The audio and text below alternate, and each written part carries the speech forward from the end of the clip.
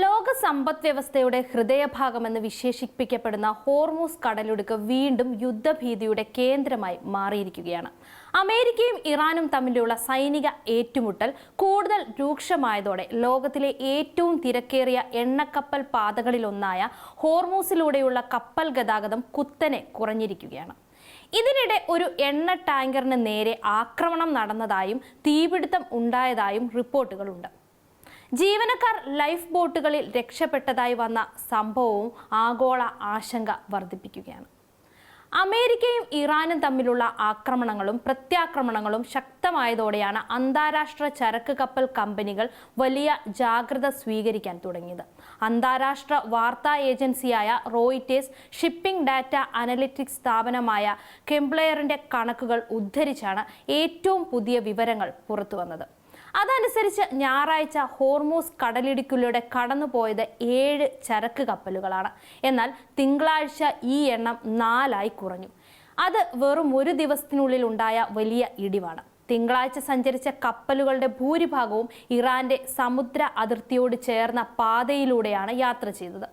മേഖലയിലെ സുരക്ഷാ ഭീഷണി വർദ്ധിച്ചതിനാൽ പല കപ്പൽ കമ്പനികളും യാത്രകൾ താൽക്കാലികമായി നിർത്തിവെക്കുകയോ മറ്റു വഴികൾ അന്വേഷിക്കുകയോ ചെയ്യുകയാണ്. ഹോർമൂസ് കടലിടുക്ക് ലോകത്തിലെ ഏറ്റവും പ്രധാനപ്പെട്ട സമുദ്രപാതകളിലൊന്നാണ്. പേർഷ്യൻ ഗൾഫിനെയും ഒമാൻ ഉൾക്കടലിനെയും ബന്ധിപ്പിക്കുന്ന ഈ ഇടുങ്ങിയ ജലപാതയിലൂടെയാണ് Saudi Arabia, UAE, Kuwait, Iran, Qatar തുടങ്ങിയ രാജ്യങ്ങളിൽ നിന്നുള്ള എണ്ണയും പ്രകൃതിവാതകവും ലോകത്തിന്റെ വിവിധ ഭാഗങ്ങളിലേക്ക് എത്തുന്നത്.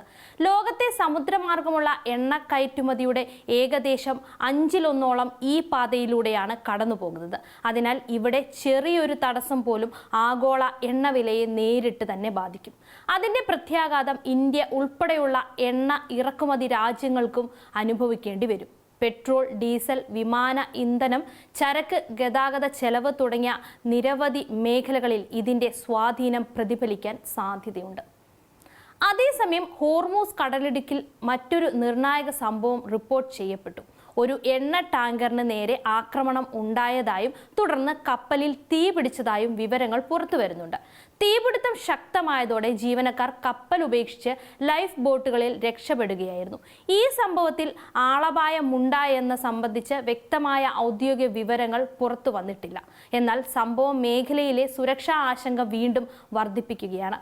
ഇതോടെ ഹോർമൂസിലൂടെ യാത്ര ചെയ്യുന്ന മറ്റ് കപ്പലുകളും കൂടുതൽ ജാഗ്രത പാലിക്കാൻ തുടങ്ങിയിട്ടുണ്ട്. ഇൻഷുറൻസ് കമ്പനികളും അപകട സാധ്യത കണക്കിലെടുത്ത് പ്രീമിയം ഉയർത്താൻ സാധ്യതയുണ്ടെന്നാണ് വിദഗ്ധരുടെ പോലും വിലയിരുത്തൽ. അമേരിക്ക തുടർച്ചയായ 10ാം ദിവസവും ഇറാനെതിരെ വ്യോമാക്രമണം തുടരുകയാണെന്നാണ് റിപ്പോർട്ടുകൾ ഉള്ളത്. ഇന്ന് 11 ദിവസം പിന്നിടുന്നു. ഇറാന്റെ സൈനിക കമാൻഡ് കേന്ദ്രങ്ങൾ, മിസൈൽ സംവിധാനങ്ങൾ, നാവിക കേന്ദ്രങ്ങൾ എന്നിവ ലക്ഷ്യമിട്ടാണ് ആക്രമണം നടന്നതെന്ന് അമേരിക്കൻ വൃത്തങ്ങൾ തന്നെ വ്യക്തമാക്കുന്നുണ്ട്. സിറിക് ബന്ദർ, അബ്ബാസ് ഖംഷം, ദീപ് ചമ്പഹാർ, കൊനാർക്ക് എന്നിവിടങ്ങളിലാണ് ഏറ്റവും ഒടുവിലത്തെ ആക്രമണങ്ങൾ നടന്നത് എന്നാണ് റിപ്പോർട്ടുകൾ. മറുവശത്ത് കുവൈറ്റിലെ അമേരിക്കൻ മിസൈൽ പ്രതിരോധ സംവിധാനങ്ങൾ ലക്ഷ്യമിട്ട് ആക്രമണം നടത്തിയതായി ഇറാനും അവകാശപ്പെടുന്നുണ്ട്.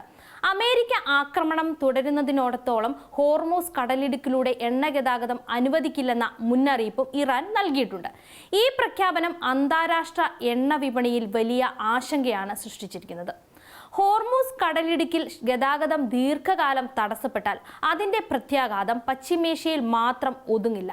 എണ്ണ ഇറക്കുമതിയെ ആശ്രയിക്കുന്ന ഇന്ത്യ, ചൈന, ജപ്പാൻ, ദക്ഷിണ കൊറിയ, യൂറോപ്യൻ രാജ്യങ്ങൾ എന്നിവയ്ക്കെല്ലാം വലിയ ആഘാതം നേരിടേണ്ടി വരും. എണ്ണവില ഉയരുന്നത് പണപ്പെരുപ്പം വർദ്ധിപ്പിക്കും. ഗതാഗത ചിലവ് കൂടും.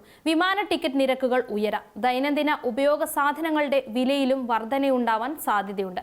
അതുകൊണ്ട് തന്നെ ലോകരാഷ്ട്രങ്ങൾ ഈ സംഘർഷം കൂടുതൽ വ്യാപിപ്പിക്കാതിരിക്കാൻ നയതന്ത്ര ഇടപെടലുകൾ ശക്തമാക്കുകയാണ്.